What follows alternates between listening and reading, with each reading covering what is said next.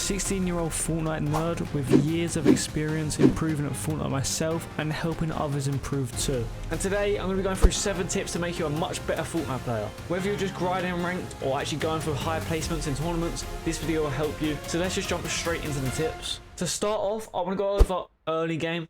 Now, mastering your drop is way more important than you think. At the start of the season, you should choose either 1 or 2 drop spots that will be your main drop spots, and you need to stick to them and learn everything about them. Learn every chest spawn, every floor spawn, and your rotation paths for getting into the mid game. You also need to pay attention to where there are good mats in the drop spawn. Having good mats is so important early game and mid game, and also end game, of course. Being able to get good mats straight off spawn is very, very, very important. One thing to get your drops perfect if you're really trying to place high in tournaments is to get a drop map. And now you may have to pay for one, but you can also make one yourself, which I'll make a video on soon. But I'll also leave someone else's video linked in the description below on how to make a drop map too. So if you feel like you're not really making it into mid game or late game, this is definitely your problem. So making sure you're working on all these sections is very, very important. Next up is to perfect your mechanics. Fortnite isn't all about mechanics, but it is actually a massive part and plays a massive role in how good you can get. So spend time in creative mode every day, even if it's just warming up or doing a routine. And don't worry about that, it's not about editing fast, it's about consistency. Also, when it comes to mechanics, learning good peaks is also part of that. So doing lots of box fights is very, very beneficial for your improvement too. Doing some sort of aim training, whether that's Kovacs or literally just going into this practice map and going to the aim section, is going to be extremely beneficial for your improvement and will definitely help you improve a lot quicker. Also, I'll definitely recommend when practicing mechanics to do some sort of realistic or zone wars, because it will give you more of a in-game situation. Tip number 3 is to learn how to properly rotate.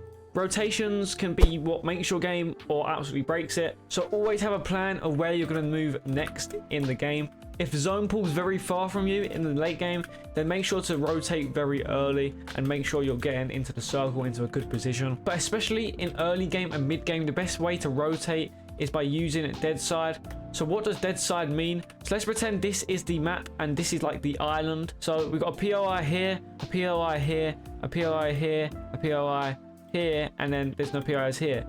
If you was to land here, rotating this way would be not rotating dead side, as there's a couple of POIs where people could be moving in from. However, moving this way, there's no POIs down here, so there's less chance that people can move in that way. So it's dead side. Also, when rotating, trying to not use too many mats is very important, but don't use so little to the point where you're just going to die with 5 mats, because that's never good. If you have to, just spam build if you really feel like it's going to be the only way you survive. If you don't actually fully need to, don't waste your mats. And also having mobility items like the drill, the rocket drill thing that's in the game right now is very, very important. So trying to get that off in early or mid game is very, very important. Next up for tip 4 is to prioritize positioning in fights. Always try and aim to have high ground over your opponent. This is quite an obvious thing these days, but actually a lot of people don't do it, me included. I never used to do that. I used to try and box fight all the time, and I kind of forgot how actually helpful it is to have height over your opponent. And also, don't get tunnel visioned.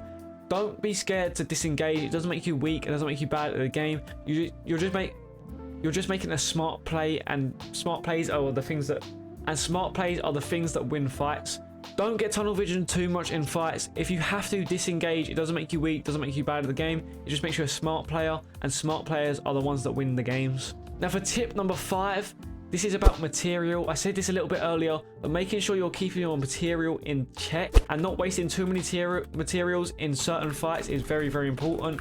If there is a fight where it's getting a bit too scrappy, it's getting a bit too build fighty, and you're doing all the retakes, just look at your mats and just disengage, because by the end of the fight, all you're gonna have is 1 extra kill and like no mats left, because neither you or your opponent will have mats. So it's better off to just disengage and take a better fight later on in the game to get more points and also get more placement and also have the materials to go on for the rest of the game.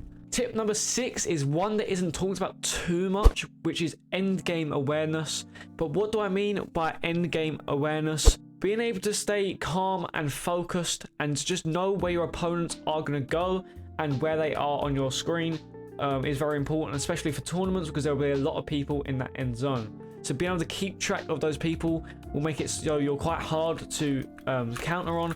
And if there's a person boxed up, it's a lot less likely for, if you're aware, it's a lot less likely for them to just be able to do this and just jump in your box. This also includes learning how to properly tunnel. So learning how to properly tunnel is also part of the awareness, as you need to know what walls to place. Although in most situations you want to do this, when you have low mats you might have to do something like this. We're using less mats and covering the important side. So knowing which side to cover is very important, and that also links into the awareness. And the last thing when it comes to endgame awareness is doing stupid edits. So let's say you're boxed up in endgame and you see a player run across here and you're not aware enough to see there's other people looking at you over there. So you go and try and take a shot at him and then get beamed by a random guy over there. That is a lack of in-game awareness.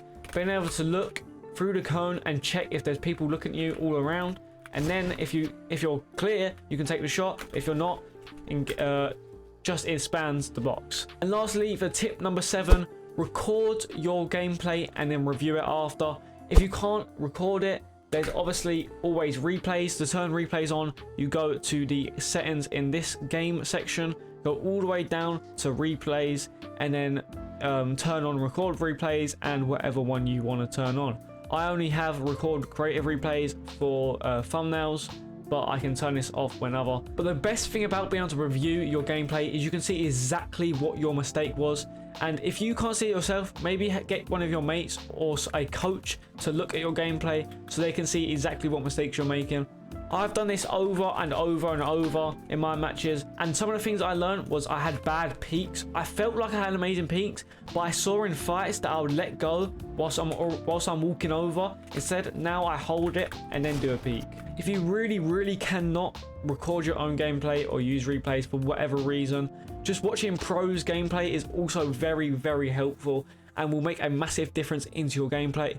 But you can't just sit there and like watch it with your headphone in. Like, you can have your headphone in, but you can't just sit there and watch it not really thinking. You need to look at exactly what they're doing and why they're doing it. So in your head, let's say you see your favorite pro do a peek that you wasn't really expecting, like some sort of left hand peek or a wide edit like that, or like this.